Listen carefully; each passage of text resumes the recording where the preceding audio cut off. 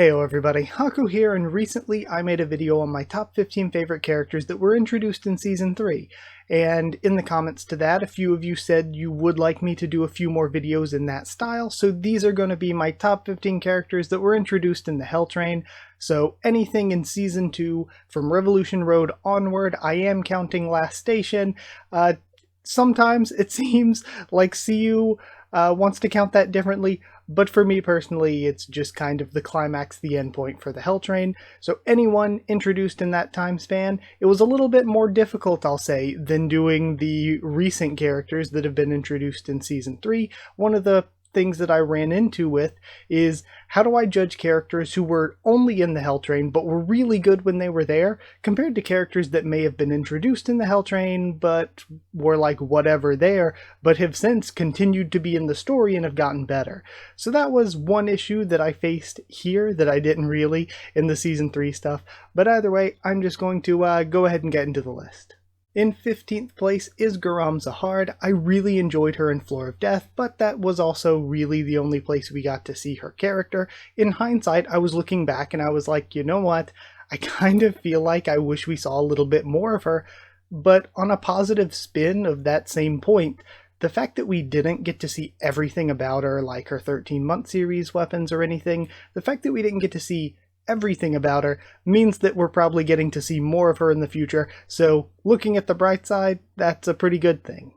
14th place is Welser Elliott, the second Mad Dog of Yama that we got to see, and I really enjoyed him while reading weekly in the early Hell Train. I thought that he was a really good part of the early Hell Train story. It was really compelling when Bomb was going like Thorn Rage mode and he was still holding Bomb off during the train platform stuff at Revolution Road. I do think that the way he went out was kind of sad. I don't like that most of him versus Bomb got off-screened, but while he was there, I really thought that he was a good part of that part of the story. Number 13 is Death Lady, who, I'll be real to you, is a character that I just ended up really liking a lot, but not for as specific, like deep story reasons as other characters. It's just sheer enjoyment of a character in the story. I just like her. She doesn't really do that much. She doesn't really get that much development, but both in her introduction at the end of Hell Train and in Season 3, I just enjoy Death Lady. In 12th place is Raguel, or Angel, who is another character that had a great story, had a great design, and much like Welser Elliott, played a really cool role in the early parts of the Hell Train. I do, once again, think her story, I think it ended on a higher note than Elliott's, but at the same time, compared to some other characters that I talked about in the Season 3 ranking video, where I was like, they have a really satisfying full character arc and conclusion, hers feels a little bit less satisfying. If you look at it as a character who's meant to push Yiwa forward in the story, I think that makes it better, but then again, sadly, Yiwa's been missing for over 100 chapters at this point as well. Also, I would like to see more of Angel Raguel, but I doubt it. I have Ari Bright Sharon in 11th place, and I really love her design, her powers, the fact that she was like the first confirmed Ari family member that we got to see in the story. The stuff that she did in The Last Station was super cool to me. She was one of the highlights of The Last Station. I just really enjoyed her and really want to see more of her, but the nest does not leave me optimistic for that. So another character that I enjoyed, but was kind of a background character who I don't know if we'll see much more from in the future. I guess it depends on how big of a role Calivan's going to be playing, and if she will continue to be there with him. Moving into our top 10, in 10th place, I've got Calivan, and I really wasn't very sold on Calivan in the Hell Train itself, but it's once we moved into Season 3 and his inclusion there that I really started to appreciate him so much more, because he just continued to bring really memorable moments to the series, really good fights to the series. He just brought a lot that was super entertaining to read. So while I think that even in Hell Train, he had the fight with Jinsung, which is very good, and the backstory, which is nice and all. So he did have some good stuff there, but I really think it's the Season 3 stuff, to me, that defines Calivan as a character so much more. In ninth place is Evankel, who honestly I think I've been underrating. I originally was going to put Evankel at maybe 15th place until I realized I really need to move her up higher. I just think it's that we've seen her so much now that I don't get quite as excited seeing Evankel as I do some other characters, as much as I used to get excited seeing Evankel. Maybe it was just an overabundance of her in sort of the last station, then the cage right after that, then the nest right after the walls, and the walls weren't very long in the interim. So I don't get as excited seeing Evankel anymore, but Evankel's still just a fun, good character with a good design. The first time we got to see one of the ancient or native one power Susanoo things that she uses. The first time we got to see any of that, and honestly, one of the best introductions for a character in the series.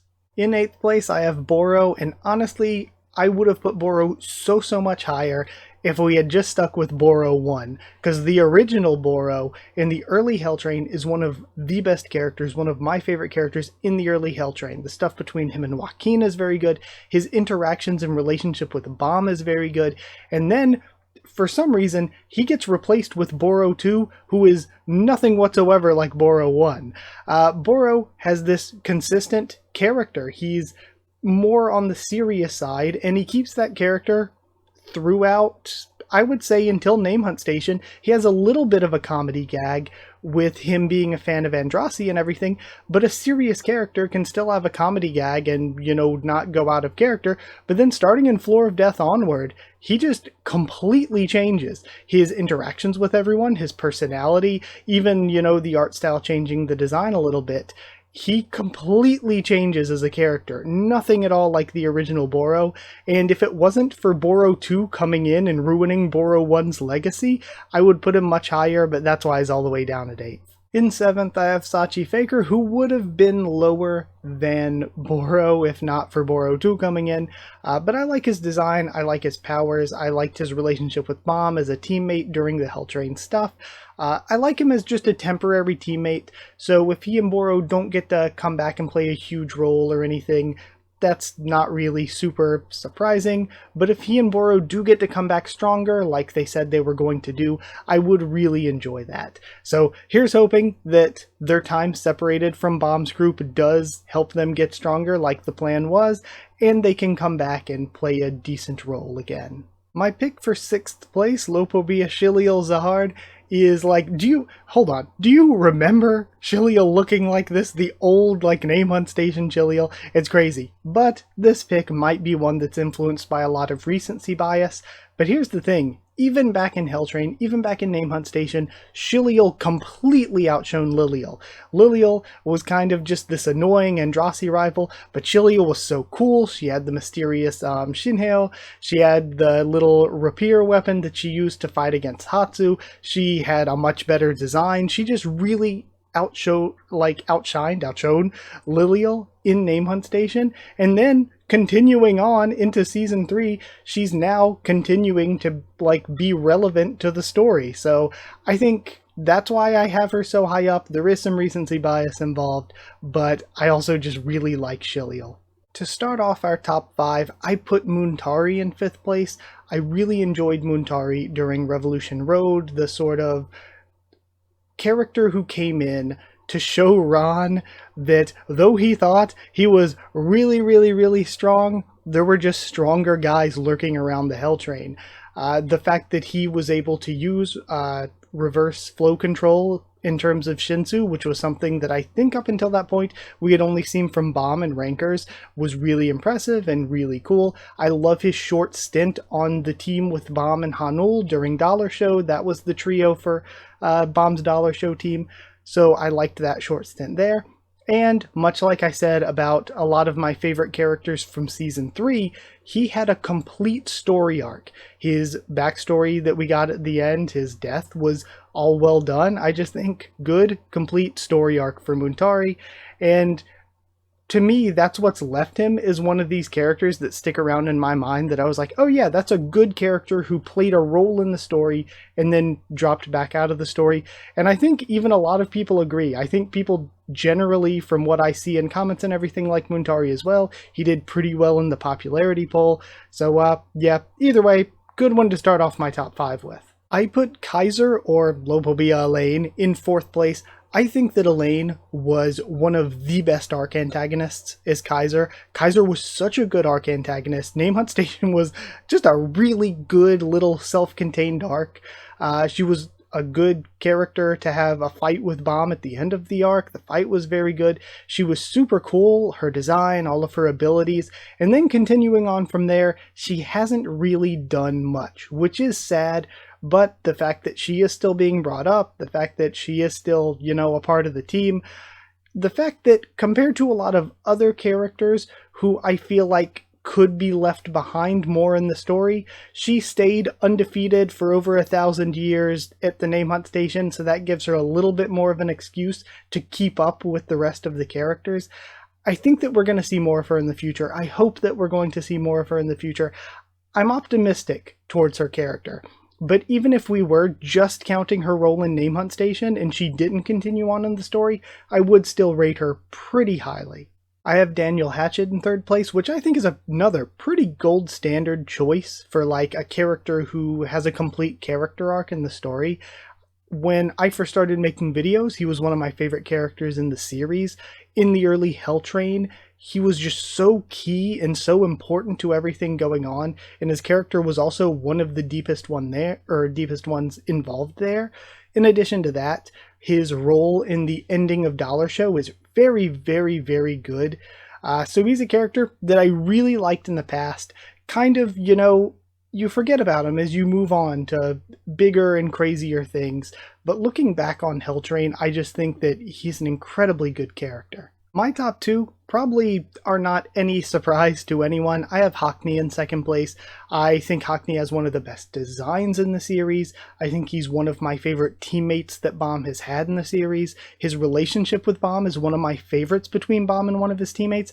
Maybe even my favorite between Bomb and one of his teammates. Because, I mean, there's some, like, stuff with him and Kun where, you know, Kun's kind of been the damsel in distress, getting half killed a million times. Kun lied to Bomb about the Acraptor and Prince stuff. There is some kind of iffy stuff there, whereas I think just in Floor of Death, Bomb and Haku had such a good relationship. Haku had such a good character arc in Floor of Death, and then continuing on, I think that he has been a fun addition to the team and a more core addition to the team than most.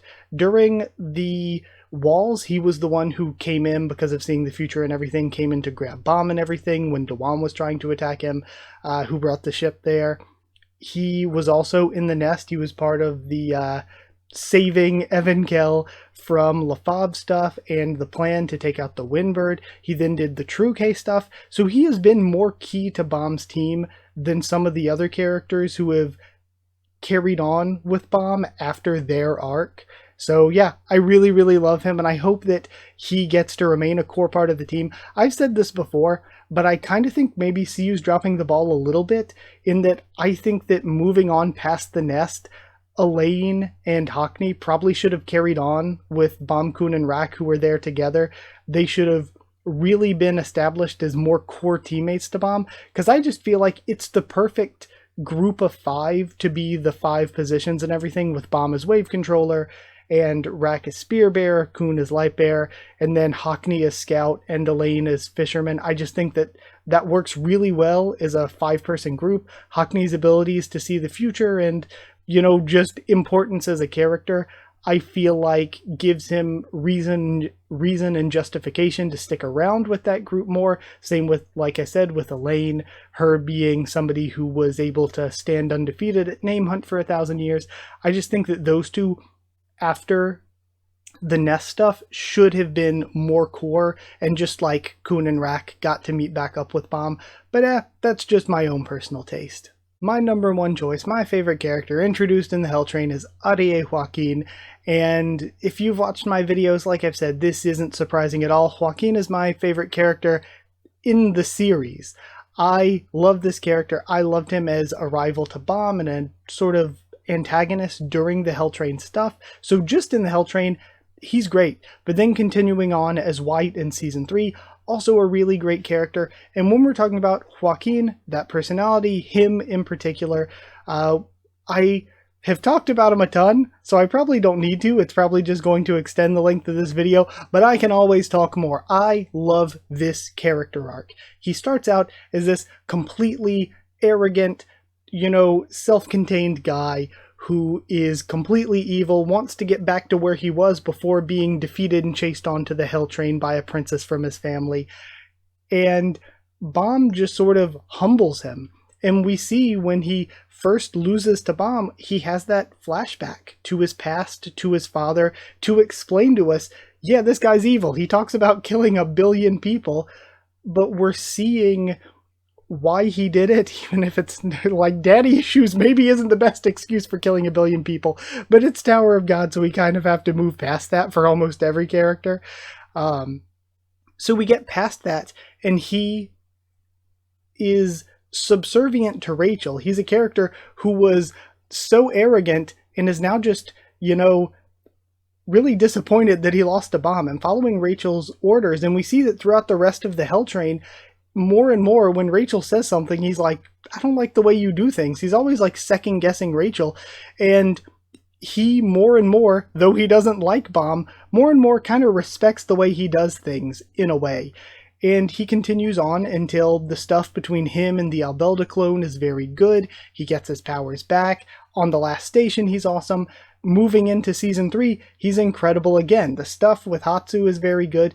But what I love is, first, we get the fight with him and Calivan, where Calivan has an arm sealed away, and he also isn't full power. And we have them clashing there. And then we get the repeat of that at the Nest, where we get him full power versus Calivan, both arms. We have that fight, and he's actually, I would say he won that. I'd say he's victorious there. And then we move on to the fight with him and Bomb, which I think isn't very good for pacing issues and for Bomb's side of things, because it feels like, maybe CU put it at the wrong spot in the story, because it feels like it interrupts Bomb's character arc of trying to rescue Jin Sung. For him to, Bomb in the early Nest is like, I need to do whatever it takes to rescue Jin Sung, to rescue my master, even though people are dying. So for Bomb to say, I'm going to put that on hold in order to do the Joaquin fight, it just feels like it was a bad time to do it. But for Joaquin's character, I think it, in hindsight, is good, because we once again see him be humbled. He was never trying to beat or kill Bomb, at least in the first stage of the fight. He was just toying with him. He was toying with him because he wanted Bomb to corrupt himself the way that he did. He had a really, understandable motivation there, where you see it all the time. I think I compared it before in a previous video where I was like, it's like people arguing over student debt forgiveness, where people are like, I had to go into debt to get this degree, so why shouldn't other people have to do this too? This is screwed up. I had to go through this bad thing. Everybody else should also have to go through this bad thing. Joaquin is very much the same, where he's like, I didn't want to kill people. I didn't want to corrupt myself. I didn't want to become some evil murderer in order to get the power to surpass my father. But I had to do that. I had to kill people. I had to corrupt myself. And you're just walking in here like an irregular and doing whatever you want. It's not fair that you don't have to corrupt yourself. It's not fair that you don't have to go through the bad things I had to go through in order to have this family head rivaling power. And that's his motivation against Bomb. And he loses, and we get more deep backstory with him. So I just think that it's obviously, to me, not the last we've seen of him. I think this is just another stage on a character who's been one of the most developed characters in the entire series.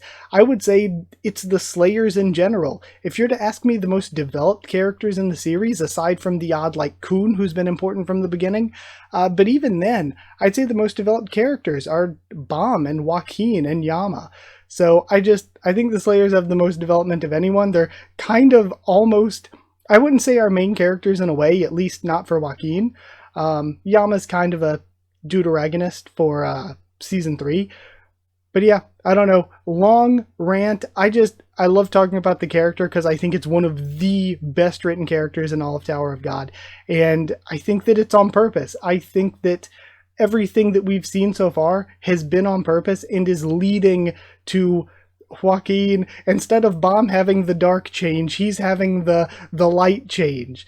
I think that it's a really long, paced out redemption arc, and maybe that redemption arc ends with him successfully defeating or helping to defeat Ariehone, which is what he wanted to do, or maybe it ends in him redeeming himself but still losing to Ariehone. We don't know yet. We don't know where this is going, but yeah, I rambled on long enough about my favorite character, so I'm going to end this here. Thank you so much for watching. Like if you did like the video, comment down there to tell me what you thought of my list. What are some of your characters that you enjoyed? I know there are definitely some that I left out. Yura's a character that I kind of thought about. Definitely Chonhee is a character that I strongly thought about for the list. So there are ones that I left out that I do think are good. I could see people liking Alphine. Inietta's another fairly popular one. So there are some other good choices here that just didn't quite make my top 15. So I'd like to see, you know, what are some of all of your favorites as well. Like, comment, subscribe, follow on Twitter if you want. If you want a link to the Discord server, it's free and open for anyone. All you gotta do is ask and I'll give you a link. If you want to help support the channel to help me to continue to make videos, you could drop a super thanks down below and it would be appreciated. Or if you want One Piece a bit early, if you want a shout out at the end of every video, then you can hit join down below to become a channel member, or you can go to patreon.com/Haku of the Tubes, or a link will be in the description to become a channel patron. Yeah, either way, like I said, thank you to people who are patrons and channel members. Thank you to Chosen Regular Evan Holly. Thank you to Magical Girls, FR Nono and Smeller Duck. Thank you to Cherryton Student David Langstaff, to Slayer Candidates SG and Stan Cedar, and to Pure Element Pate Ardealo. Thank you all so much for your support, and thank you all so much for watching. This one probably ended up being much longer than I wanted it to be because of that discussion at the end, but that's just the way I am. So thank you so much, and I'll see you all next time.